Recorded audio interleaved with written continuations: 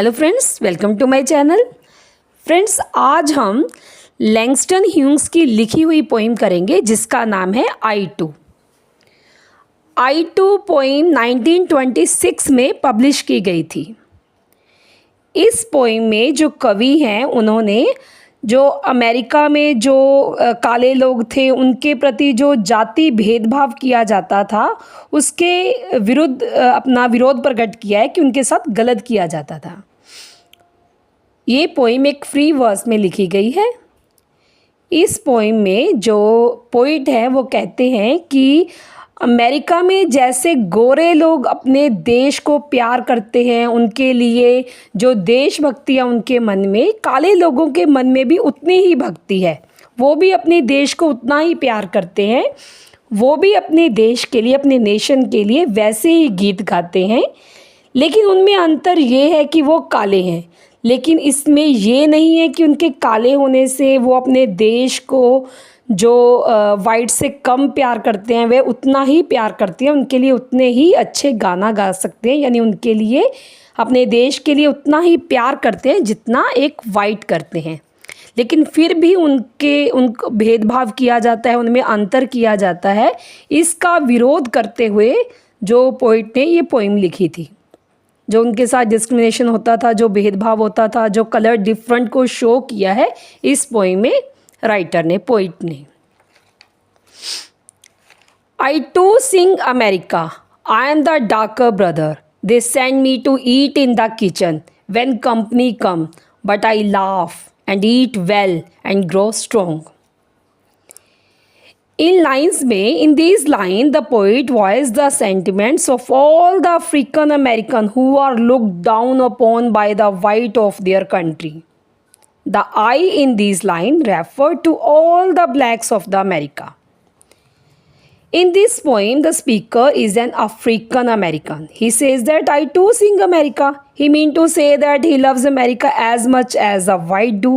But when some guests come at his white master house, he is asked to go and eat in the kitchen, but he doesn't feel humiliated by it.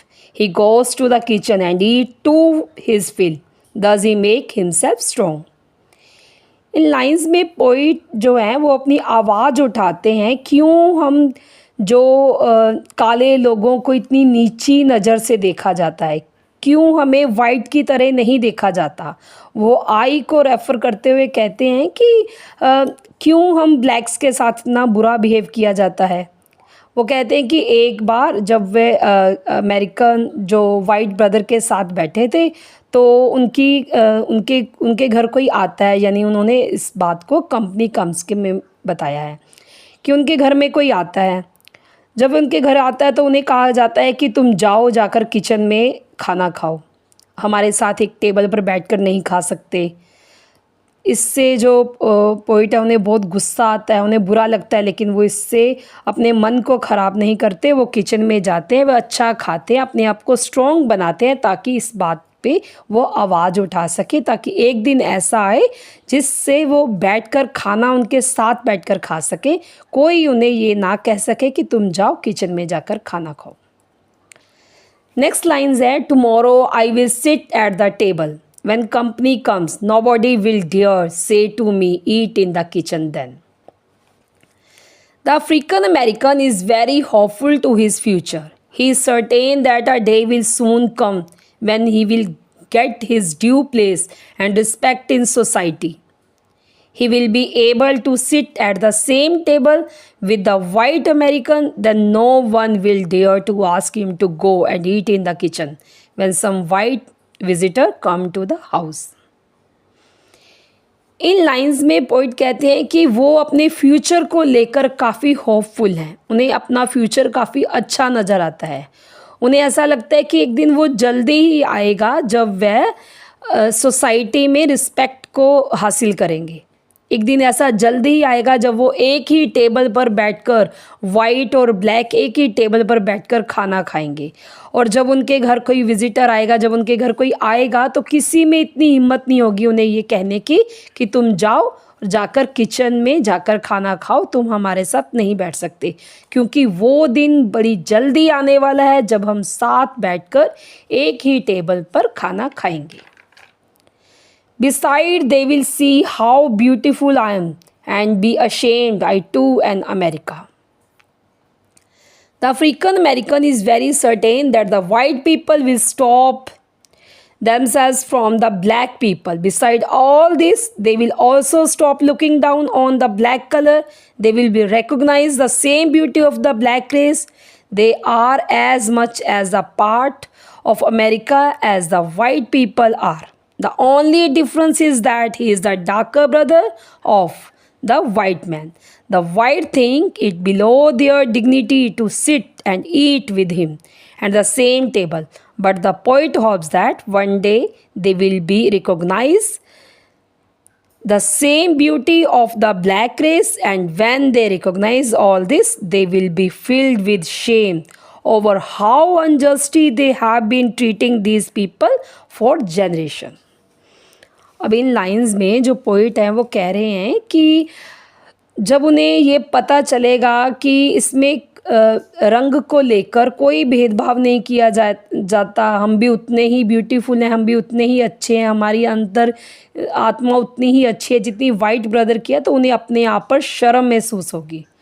वो खुद पर इतनी शर्म महसूस करेंगे, उन्हें लगेगा कि वो इतनी जनरेशन से, इतनी पीढ़ियों से वो हमारे साथ किस तरह का बिहेव कर रहे हैं, हमें किस तरह हमें डिस्क्रिमिनेट कर रहे थे, हमारे साथ कितना गलत कर रहे थे। वो कह रहे हैं कि हमें एक डिफरेंस यही है कि हम काले हैं और वो गोरे हैं, वो वाइट्स हैं, हम ब्लैक हैं। हम भी अपने देश के लिए उतना ही प्यार की भावना रखते हैं, हम भी अपने देश की देशभक्ति में गीत गाते हैं। The white thing below there dignity to sit and eat with him at the same table. आज तो वाइट हम लोगों के साथ बैठकर खाना खाने में अपनी शान के खिलाफ समझते हैं। But the poet hopes that one day they will recognise the same beauty of the black race. लेकिन एक दिन ऐसा आएगा जब वाइट हम ब्लैक वालों की भावना को समझेंगे, हमारी अंदर की ब्यूटी को समझेंगे। And when they recognise all this they will be filled with Shem.